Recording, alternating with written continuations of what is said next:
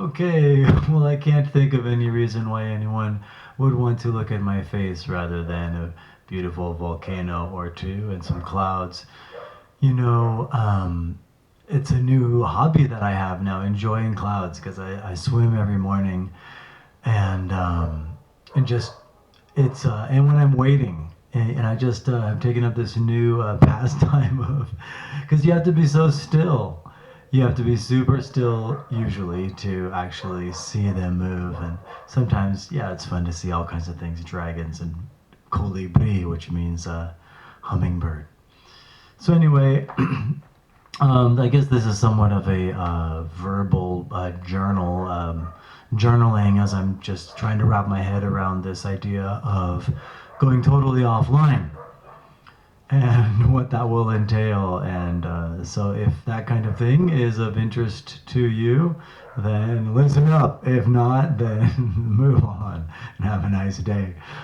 But so one thing, of course, would be like how to communicate with people, and I think what I will do is call people on the telephone. I don't have a phone, but I'll go to like a local tienda or whatever. And so please send me your phone number and expect a random call with random questions at a random time from a random tienda here in Panajachel.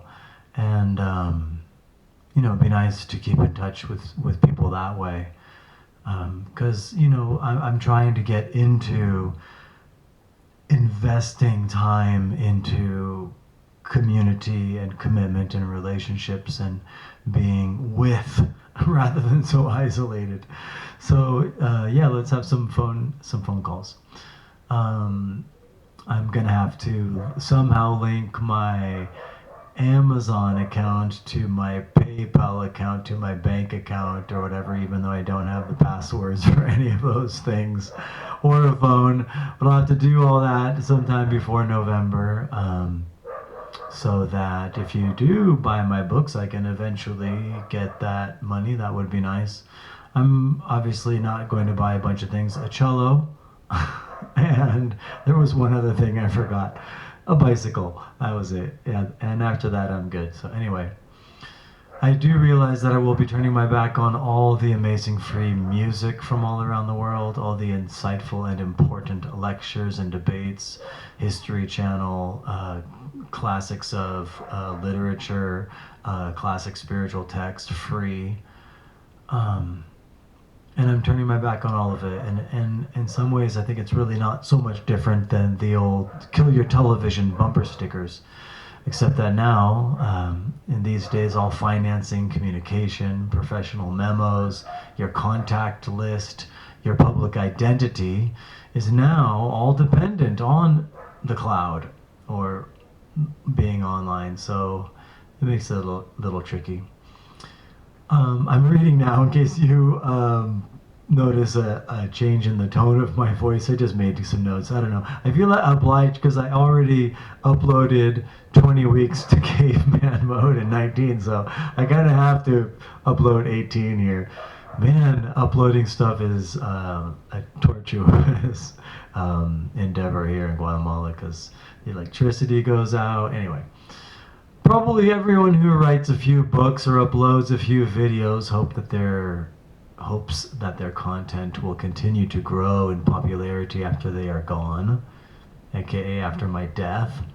I hope I am hugely famous after my death for being the guy that introduced the world to Bernadette Roberts. No, not for any other reason.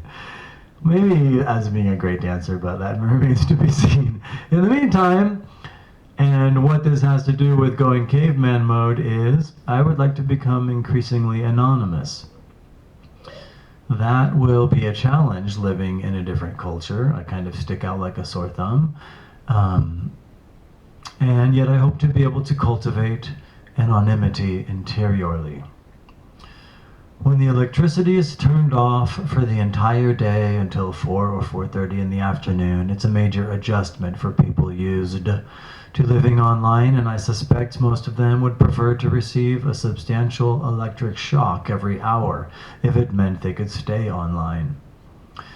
That is either the behavior of someone who has something very important and beautiful to do online, and out of altruism they would be willing to undergo some physical discomfort to bring joy or health to someone in need, or it is the behavior of someone sitting behind a table waiting for someone to buy something with no interest in reading or Sudoku or jigsaw puzzles, who would rather suffer significant physical pain than the psychic pain of having to sit with one's own thoughts.